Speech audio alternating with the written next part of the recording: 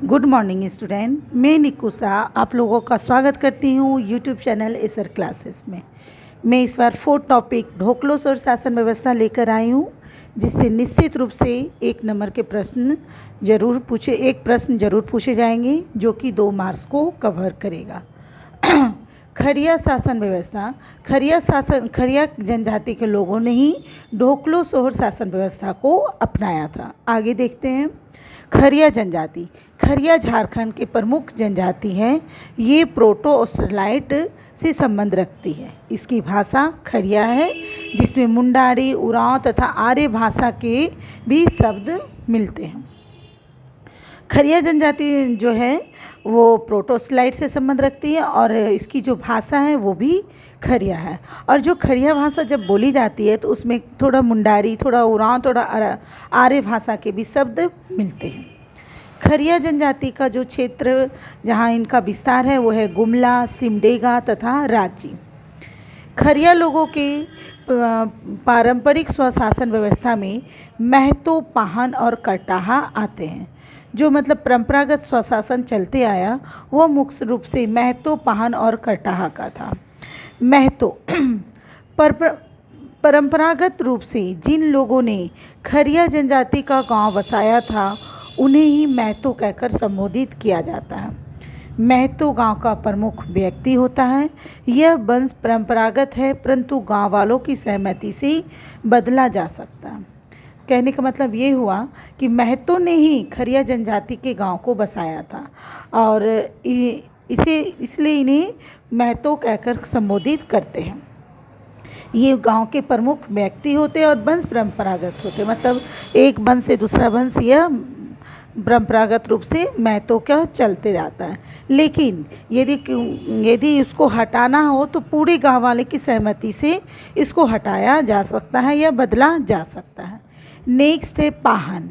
पाहन की जैसे कि जानते हैं कि जनजाति में पुजारी को कहा जाता है, लेकिन खरिया जनजाति के लोग जो है अपने पाहन को कालो कहते हैं। वह व्यक्ति जो गांव के पर्व त्यौहार में पूजा पाठ कराता है पाहन कहलाता है और इन्हीं कालों के नाम से भी जाना जाता है। शादी और तथा सार्वजनिक त्यौहारों में इन्हें बुलाया जाता है, जैसे फागु पूजा, कर्मा पूजा, नई फसल की पूजा, कुआं की पूजा, वृक्ष का विवाह आदि। यह पद भी वंश परंपरागत है, यानी कि कालों का जो पद है वो भी वंश परंपरागत है, परंतु इसे भी हटाया जा सकता है या बदला जा सकता है। करटाहा। प्रत्येक गांव में एक करटाहा होता है, वही गांव का नेता और संचालक होता है। ग्रामवासी उसी के परामर्श और अनुमति से कार्य करते हैं। गांव के झगड़ों का निपटारा यही करता है। लोगों की बैठक बुलाना, गांव की समस्याओं का समाधान करना इसके अनिवार्य कार्य है। कहने का मतलब जो है करटाहा जो है गांव का सबसे प्रमुख रूप से उसको एक नेता और संचालक के रूप में माना जाता है और जो भी प्रॉब्लम गांव में होती है उसके सारे प्रॉब्लम का निपटारा करटाहा ही करता है। गांव में जब किसी परिवार को अशुद्ध करार दिया जाता है तब ऐसे परिवार के शुद्धिकरण का कार्य करटाहा द्वारा किया जाता है। तो ये भी एक बहुत ही इम्पोर्टेंट बात है। ये क्वेश्चन आ भी चुका है कि जब गांव में कोई परिवार अशुद्ध हो जाता है तो उसका शुद्धिकरण कौन कराता है, तो वो भी करटाहा के द्वारा किया जाता है। खरिया के 9 गोत्र है। डुंगडुंग, कुल्लू, टेटे, बा, केरकेट्टा, सोरेंग, किंडो, टोपो और बिलू। इस तरह से खरिया के कितने गोत्र हैं, यदि ये क्वेश्चन आता है तो इसका आंसर हो जाएगा 9 गोत्र होते हैं। अभी तो हम लोग परंपरागत स्वशासन के बारे में जान रहे थे। अब हम जानेंगे क्षेत्रीय प्रशासन तंत्र। सभी गोत्र वाले गांव मिलकर अपने बीच विवादों के समाधान हेतु एक क्षेत्रीय प्रशासन तंत्र बनाए जो खूट कहलाया। मतलब सभी गोत्र वाले सभी गोत्र वाले जो गांव हैं अपने जो एक गांव दूसरा गांव या एक गोत्र दूसरा गोत्र में कुछ यदि विवाद उत्पन्न होते हैं तो उसके समाधान हेतु एक क्षेत्रीय प्रशासन तंत्र बनाया जो कि कहलाया खूट। इसका अध्यक्ष किसी करटाहा में ही चुना जाता है। इस पद को खड़िया घाट कहते हैं।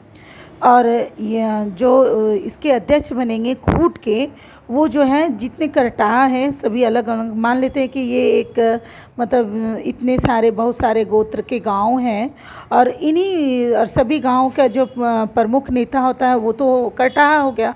तो इन्हीं करटाहा में से एक ये खड़िया घाट चुना जाता है ना, जो कि अध्यक्ष के रूप में काम करता है। अखिल भारतीय महासभा का गठन। अखिल भारतीय महासभा का गठन 1934-35 ईस्वी में किया गया, जिसे डोकलो के नाम से जाना जाता है। यहाँ पे देखिए, डोकलो और ढोकलो में कंफ्यूज मत करिएगा, दोनों एक ही वर्ड है। किसी बुक में डोकलो लिखा हुआ है, किसी में बुक में ढोकलो लिखा हुआ है, दोनों एक ही वर्ड है। डोकलो के नाम से जाना जाता है, और डोकलो का सभापति जो संपूर्ण खरिया समाज का राजा होता है, जिसे डोकलो शहर डोकलो सोहर कहा जाता है। मतलब ये क्वेश्चन एकदम मुख्य रूप से पूछी जा चुकी है, आगे भी हो सकता है पूछा जाए कि अखिल भारतीय महासभा का गठन कब हुआ, तो वो 1934 और 35 ईस्वी में हुआ। और जिसे डोकलो के मतलब ये जो अखिल भारतीय महासभा को और किस नाम से जाना जाता है, तो वो है डोकलो के नाम से जाना है। और इसके जो सभापति होते हैं उसे क्या कहा जाता है, तो उसे कहा जाता है डोकलो सोहर। यानी वो डोकलो सोहर एक तरह से खरिया जनजाति के राजा होते हैं। खरिया भाषा में डोकलो का अर्थ बैठक और सोहर का अर्थ अध्यक्ष होता है। ठीक है, डोकलो का अर्थ हो गया मतलब बैठकी करना यानी बैठक, और सोहर का अर्थ अध्यक्ष, और सोहर क्या हो गया, राजा हो गया। यानी डोकलो सोहर वहाँ के खड़िया जनजाति के राजा हो गए। डोकलो सोहर का चुनाव कैसे होता है? चुनाव, डोकलो सोहर का चयन प्रतिवर्ष किया जाता है। डोकलो में सभी क्षेत्र के प्रमुख प्रतिनिधि महतो, पाहन, करटाहा इकट्ठे होते हैं।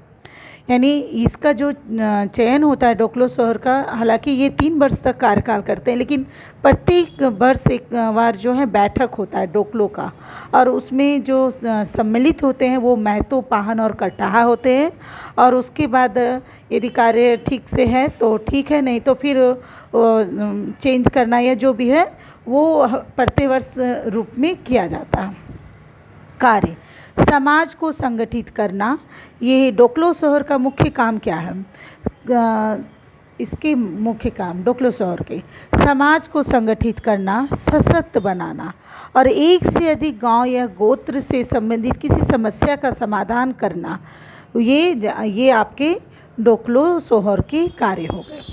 खरिया राजा, खरिया के राजा बोलिए चाहे उसको सोहर बोलिए, ये जो सोहर वर्ड ही राजा हो जाएगा। के अन्य सहायक, तो खरिया राजा के अन्य सहायक कौन कौन हैं? तो लिखाकर, ये मंत्री सचिव होते हैं। हाँ, लिखाकर यानी लिखने का कार्य करना यानी रिपोर्ट तैयार करना, ये लिखाकर को मंत्री सचिव भी कहा जाता है। ये रिपोर्ट तैयार करते हैं, इनका काम रिपोर्ट तैयार करना होता है। राजा को सामाजिक, राजनीतिक तथा प्रशासनिक कार्यों में भी ये सहयोग देते हैं।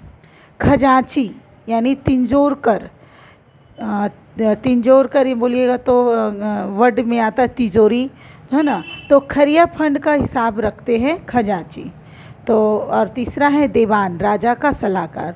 तो ये लिखाकर, खजांची और देवान जो है वो राजा के अन्य सहायक के रूप में कार्य करते हैं। मैंने इसमें से कुछ और महत्वपूर्ण प्रश्न भी लेके आए हैं, किसी अन्य बुक से भी है और इससे भी है, देखते हैं। डोकलो सोहर शासन व्यवस्था पर किस जनजाति के शासन व्यवस्था का प्रभाव दिखाई पड़ता है? तो वो मुंडा है। जैसे ये भी देखे थे कि मुंडा और आर्य भाषा और के भी शब्द इसमें मिलते हैं, और इसका शासन व्यवस्था का प्रभाव देखेंगे तो वो मुंडा से मिलता है। खरिया जनजाति मुख्यतः कितने प्रकार की होती है? तो यह जो है 3 प्रकार की होती है, पहाड़ी खरिया, दूध खरिया, ढेल की खरिया। नेक्स्ट, 1934-35 में खरिया समाज द्वारा गठित अखिल भारतीय महासभा को किस नाम से जाना जाता है? तो वो है ढोकलो। ढोकलो या डोकलो दोनों एक ही है। पहाड़ी खरिया गांव का कौन नेता होता है? तो वो है डंडिया। मतलब जैसे मैंने आपको यहाँ 3 बोला ना, पहाड़ी खरिया, दूध खरिया, ढेल खरिया। तो जो पहाड़ी खरिया, हाँ, तो इस तरह पहाड़ी खरिया का गांव का प्रधान कौन होता है? तो वो डंडिया है। पहाड़ी खरिया गांव का धार्मिक प्रधान कौन होता है? तो वो है दिहोरी। तो मुख्य रूप से इसी पहाड़िया कहारी के बारे में ही कुछ क्वेश्चन मिले हैं और जो कि इम्पोर्टेंट है। ढोकलो सोहर शासन व्यवस्था किसी परिवार को शुद्धिकरण की प्रक्रिया को किस नाम से जाना जाता है? तो वो है भात भीतर। मैंने कहा था कि करटाहा जो है शुद्धिकरण का कार्य करते हैं। तो जो ये शुद्धिकरण का जो कार्य करते हैं, तो उस शुद्धिकरण के कार्य को क्या कहा जाता है, इसे वो जो प्रक्रिया को क्या कहा जाता है? तो उस प्रक्रिया का नाम है भात भितार। ढोकलो सोहर शासन व्यवस्था में पाहन को दी जाने वाली भूमि को क्या कहा जाता है? तो वो है पैनही भूमि। यानी जो पुजारी लोग को भूमि दिया जाएगा, मतलब ढोकलो सोहर के पाहन को, तो वह भूमि का नाम हो जाएगा पैनही भूमि। ओके स्टूडेंट, मैंने कोशिश किया है कि इससे भी कोई क्वेश्चन ना छूटे। आपको यह मेरा वीडियो पसंद आता है तो आप इसे लाइक करिए, कमेंट करिए और सब्सक्राइब करिए। Thank you.